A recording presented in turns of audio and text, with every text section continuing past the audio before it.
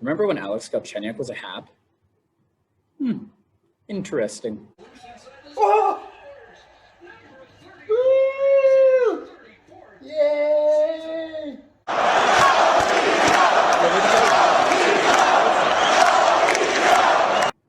There you have it. The Leafs win 4-0. They take game 4 and a commanding 3-1 series lead. It doesn't get better than this, does it? Wow. So today we're going to break it down. We're going to go look at the new lines for game 4 because it was in a back-to-back. We got a recap, which will be quicker than last one. Trust me, it is a little bit. We're going to go through my 3 stars of the game 4 takeaways, and then, of course, what to expect going ahead to game 5. So who's in and who's out for the Montreal Canadiens? Lehkonen, not in. He's not in. Stahl, he is in. For the Leafs, anyway, let's focus on them because that's all that really matters, isn't it? Riley Nash is out. Adam Brooks is in. And Adam Brooks is on the 4th line with Thornton and Spezza. That means the 3rd line now. Engvall, you are centering. And you've got Simmons and Mikheyev. 2nd line, Kerfoot, Nylander, and Galchenyuk sticking together. They made that adjustment in game 3. It worked out. Keep them together. Matthews, Marner, Hyman, they stay together. On D, Riley Brody, still there. Hall, Muzzin, still there. Bogosian, still there. Sandin, take a break. Got to get Dermott in there just in case Dermott gets a game in. In net, Leafs stick with Jack Campbell, and what a decision. I know everyone's worried because he had the maintenance day, and then obviously played phenomenal, played amazing in that 3rd period, making 15 saves, I think it was, in game 3. Plays this whole game, and he dominates. So those are the lineups. All right, let's start the recap, shall we? First period, Habs pressure early, which was expected. And then Mikheyev, he gets a good rush with speed with Simmons and causing absolute havoc in front of the net. Spezza gets sprung after he goes out for a block and says, screw it, I'm going to keep on going. Brooks feeds him. He goes in. He tries to go 5-hole. Remember, Carey Price letting quite a few goals 5-hole this season. He gets stopped. Right after that, Matthews and Marner, they're in on a 2-on-1. Marner keeps the puck this time, and he tries to hold it, and then he tries to slide at 5-hole. Carey Price, he reads it the whole way. Marner is slashed on the play. Leafs go to the power play. I wanted Marner to hold it and go around the right pad, but I guess I did complain about that for the last couple games of him just going around. So fair play. At least he put something on net. Power play, much better to start anyway. This power play anyway. They're shooting.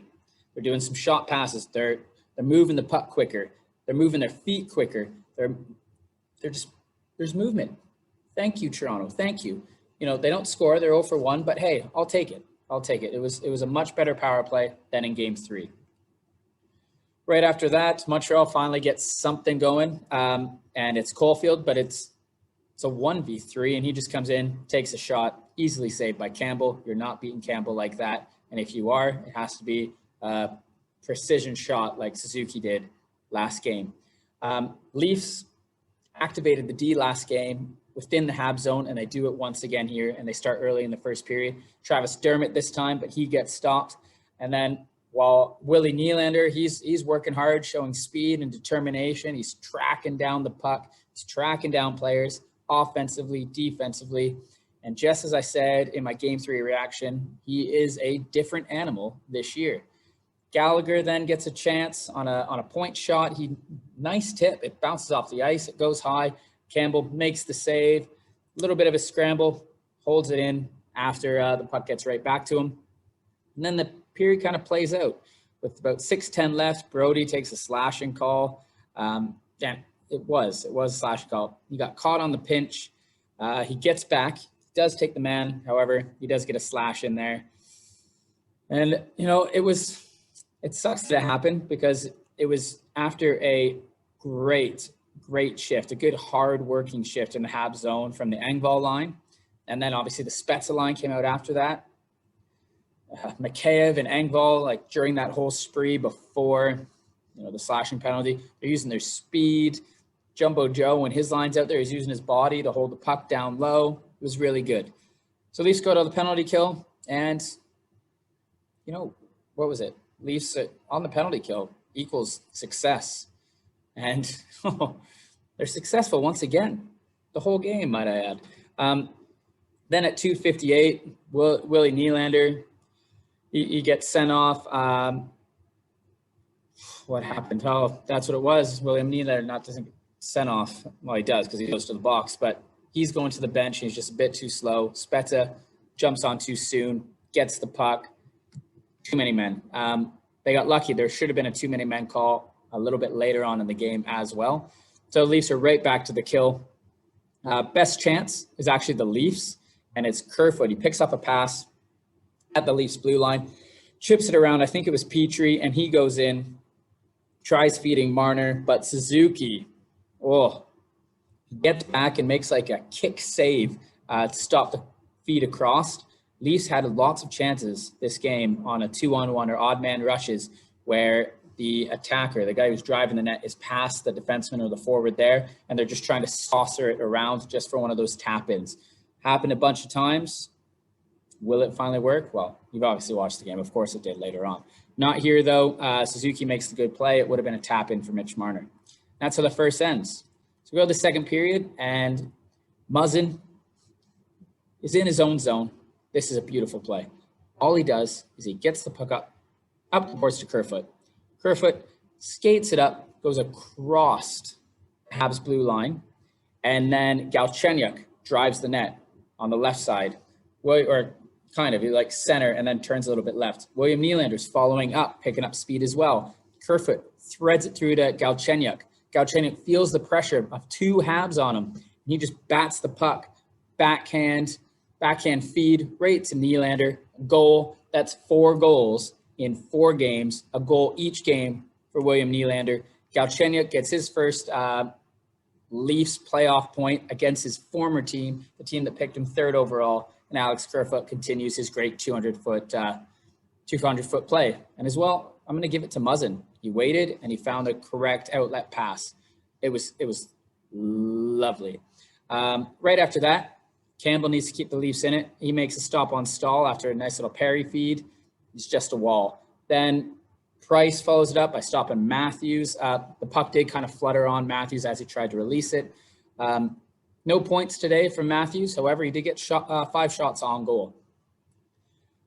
Other way now, and it's Montreal's turn. Toffoli picks it up behind the net, and he has the chance to pass, right? So Toffoli breaks up. I think Engvall tries to go behind the net to Riley. Toffoli beats Riley to the puck.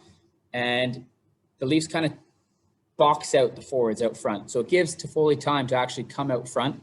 He goes to do it. However, it stops. It stopped. He tries to jam it in or shoot short side anyway. It stopped as well. Merrill then makes a good stick play, breaking up a Jason Spezza, Austin Matthews semi 2-on-1. Spezza goes to feed it to Matthews for that one-timer. Matthews was swinging no matter what. Like, he wanted that puck. Good play by Merrill there. The Habs did not want to go down 2-0 at that time.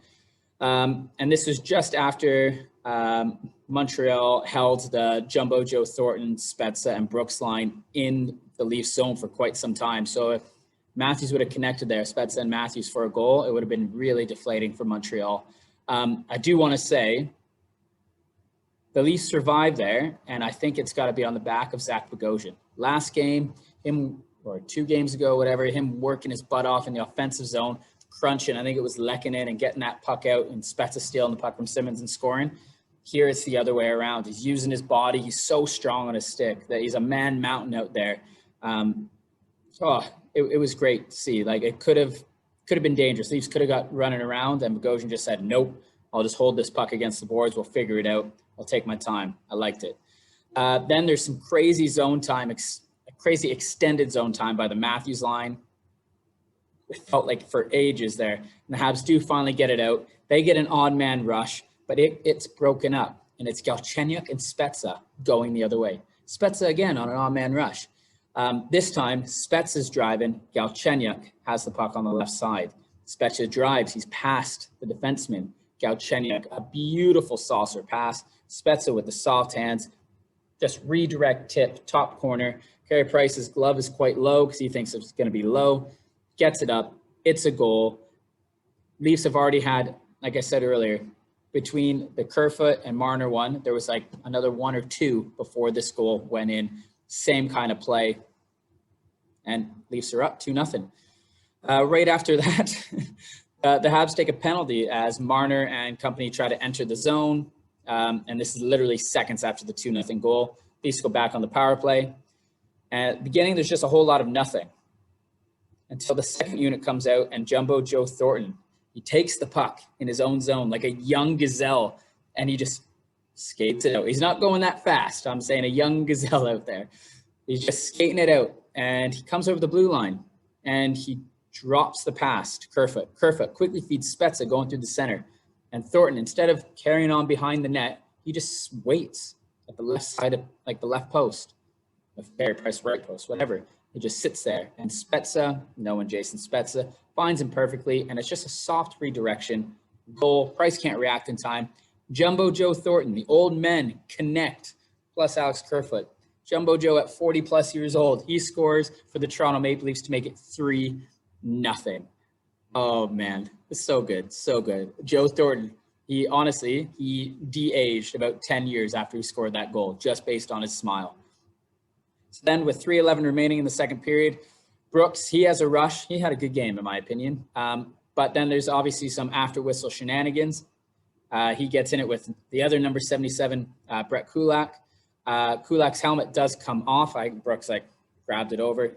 Brooks does receive a few punches to the face after. However, he's the only one who ends up in the box. So I guess if you knock a guy's helmet off, that is worse than multiple punches to the face. Oh, well. You know what? I'm gonna take it because before one of the Leafs goals, Kerfoot most definitely tripped Byron and it was missed, or they might have thought Byron just toe picked. So sure, okay, I'm not even gonna call it a makeup call. It might be a makeup call for the missed call on Kerfoot's trip. Anyway, Leafs are at the kill, and Campbell stops Suzuki first, right early in the power play. Then stops Jeff Petrie point shot. Then Marner blocks a Toffoli clear. Gallagher then gets sprung, similar to Suzuki. He shoots ring off the post. Very close. Those are the shots that the Habs need to do, and they need to catch the Leafs on those rushes like that. Overall, though, the Leafs kill it. Then Matthews gets it. He gets a shot. Habs come back in. They're back at it. When I mean they're back at it, as in they're back at it. Someone, after Matthews takes a shot, I don't know who it was, full-on swings and hits air. Like, the Habs can't keep up with the Toronto Maple Leafs. You've seen it. You know that. Even after game 1 and Montreal won. They can't keep up with them. So what do? They have to resort to this shenanigans, I'm going to call it. They're going to swing at you. They're going to try to get you to retaliate, get some penalties, and that's how the Habs are going to try to stay in games. Get under your skin. Smart play by Matthews. He doesn't get suckered in. He just skates right off. It worked against Brooks. And I'm sure Keefe and the rest of the team are reminding each other that them not reacting and retaliating is probably getting under the Habs skin even more than the Habs getting under the Leafs skin for these after the whistles, shots and everything. Phenomenal. Anyway, let's go to the third period. Third period, Toffoli shot from the perimeter on a rush. It's held by Campbell. Leafs have been good, very good, especially at the beginning of the third period, keeping the Habs at bay outside, out wide, around the perimeter. And Campbell just does Campbell things. It's great hearing that or saying that. Campbell does Campbell things. And what that means is he's keeping the puck out of the net. He's holding onto the puck. He has pure control of this game. And I guess the crazy thing going into the third period is the top trio of Matthews, Marner, and Hyman, they have no points this game. So it's great to see what the Leafs can do even without their big three, we'll call it, scoring, their big line scoring. And that's not saying that line looked bad. Obviously, Marner had a chance. Matthews had 5 shots. They did fine, etc. But it's good that you have some secondary scoring. And it doesn't hurt that you have William Nylander out there just playing another level. Montreal did get some chances with about 5.5 minutes in. Kotkaniemi with good speed. He takes a shot. Anderson misses one wide. It's a mini scramble off a Gallagher tip. Another tip by Gallagher. He had a rough game. I think he took a deflected shot off that broken thumb on his hand. I'm sure he's struggling to grip the stick. But none for naught because Jack Campbell is just tracking the puck so well this game, so well this series. 12:39, Jumbo Joe gives Montreal some life as he takes a trip on Stahl. It was his stick got under the blade. That 100% is a penalty. So the Habs get an opportunity to get back into it. Kotkaniemi gets the best chance coming off the left boards. The puck doesn't budge, though, off Campbell. He just absorbs it like a sponge. Suzuki then gets a shot off at the tail end of the power play. That's the Habs' 5th power play that game, or this game. Stopped. And then after the kill, Hyman gets sent in on a breakaway. And I was like, oh, is he going to try 5-hole again? And he tries to go glove, but Carey Price literally just held his glove there. Made himself big enough. There was no way Hyman was getting that puck up any higher. Easy save for Price, where he made it look easy anyway. Steady gloves, steady save. At this point, he's letting 3 goals. He's letting 3 goals, but he's still playoff Price. All the goals, looking back, were good goals. Were good goals. Montreal can't score, though, obviously. Montreal has 4 goals this series in 4 games. William Nylander has 4 goals this series in 4 games. Carey Price is doing what he needs to do to keep them in the game, and he is not getting anything from his team. And I want to just pause for a second and really let's take a second, and it's appreciation time. It's appreciation time for Ilya Mikheyev. I was watching this game. There's about 9 minutes to go in the game, and he's been out for a bit. He's been out on the ice for a bit. He's in the offensive zone. He's using his speed. He's protecting the puck. He's using his edges. He's spinning and everything. And then he loses the puck. And what does he do? He just puts on the Jets. Boom. Right back. It was a 3-on-2 to the Habs. And then next thing you know, it felt like there was 6 Leafs in their zone. Mikheyev just flew past everyone to get back into play. His speed is remarkable. His effort every shift is a sight to behold. He doesn't, put up the points, but focusing on him, at least, this third period, because I like to, if the Leafs have the lead, focus on certain players. His work ethic, his responsible play, I absolutely love it. He creates so much space for his teammates just based on his foot speed and his quick turns. I can't believe that some people, especially through Twitter and stuff, were even discussing that he might not be in the lineup to start the series if everyone is healthy. It made no sense to me. That's it. Let's move on to the end of the game. 5 minutes to go, and the Habs pull Price. And of course, Sportsnet starts talking about how the Leafs gave up a 3-goal lead last year against Columbus. My head goes right to, oh no, they had a 4-1 lead against Boston and lost it. They talked about how Toronto came back from a 3-goal lead where they were down 3 goals to Columbus last year as well. Thank you, Sportsnet. However, I paused myself, I sat back, and I remembered this isn't the Ottawa Senators they're playing, and it's not the Boston Bruins, but it's not the Ottawa Senators from earlier in the year, and this is a different team. This is a different makeup. They have a different mindset. They're not going to give up this lead, and they don't. Habs pull their goalie, and they're going for it, and the Leafs, again, just force the Habs to the outside.